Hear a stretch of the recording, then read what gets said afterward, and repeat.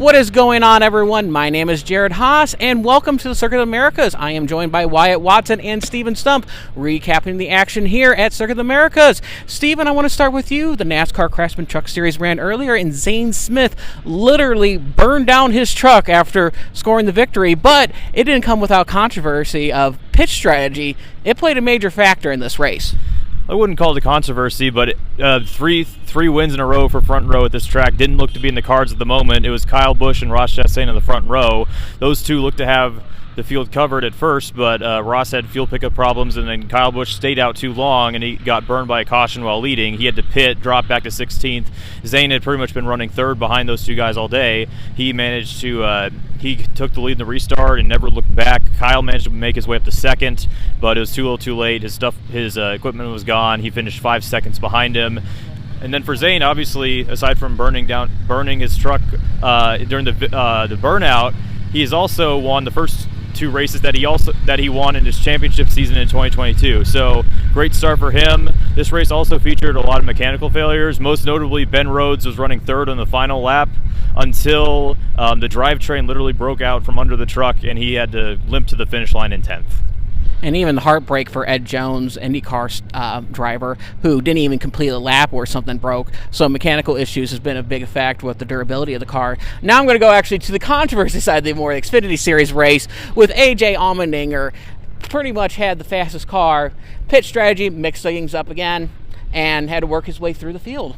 Absolutely, Jared. A.J. Allmendinger had the field on lock to start the race, but then he got caught just like Kyle Busch on pit road on lap 15 and ended up at the back after Eric Almirola spun right in front of him in turn one. So after a caution by Brett Moffitt, he ended up getting back up in the top 10 of the field and found his way next to Sheldon Creed after a couple more cautions.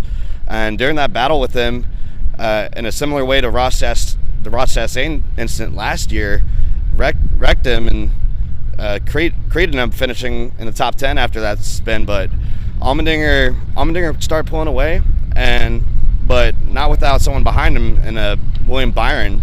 They had to battle him with his car and brakes failing, and end up holding him off with this experience. So, good day for AJ and Kaulig Racing for sure. Yeah, and A.J. Allmendinger said in his post-race presser that he said whoever got by Sheldon Creed first, whether it was him or William Byron, was going to capture the checkered flag. Now looks forward to Sunday's race, making our quick predictions on who's going to win on Sunday. I made mention of this in the Arkansas Democrat-Gazette that Tyler Reddick would be a good dark horse pick. He performed well here last year and was pretty quick in practice, and boy, oh boy, even though he's not starting on the pole, that's impressive speed from the 2311 Racing team. I'm going to go with Tyler Reddick, getting Toyota its first points win of the season. They won at the Clash, but I'm going to turn to Steven. Who do you think is going to win here tomorrow at COTA? I'm going go big or go home.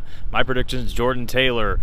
He impressed with the fourth place qualifying effort in his debut. He was also one of the fastest cars in practice. Obviously, Hendrick Motorsports has been the gold standard at road courses for several years now. And he also said in media sessions that he felt initially lost at the start of practice, but he obviously figured it out, learned more as the session went on, and I think his speed in practice, his speed in qualifying, I think that's all going to transfer to the race with him in victory lane at the end.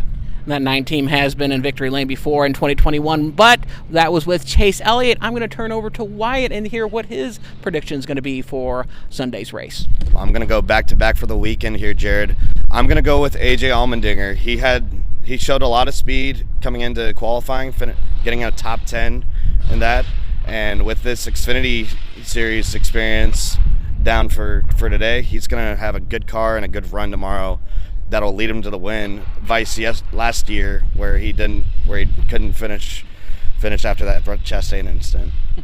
Well, folks, keep it right here on the Frontstetch YouTube channel. We make sure to have great racing content for you for interviews post-race, especially the Truck Series and Series race. Check those out. And as always, hit that subscribe button and have a great race weekend. Jared Haas with Frontstetch.com. Make sure to hit that subscribe button. Also, check one of those 2 videos out that we have right beside you. Visit Frontstretch.com for more great content.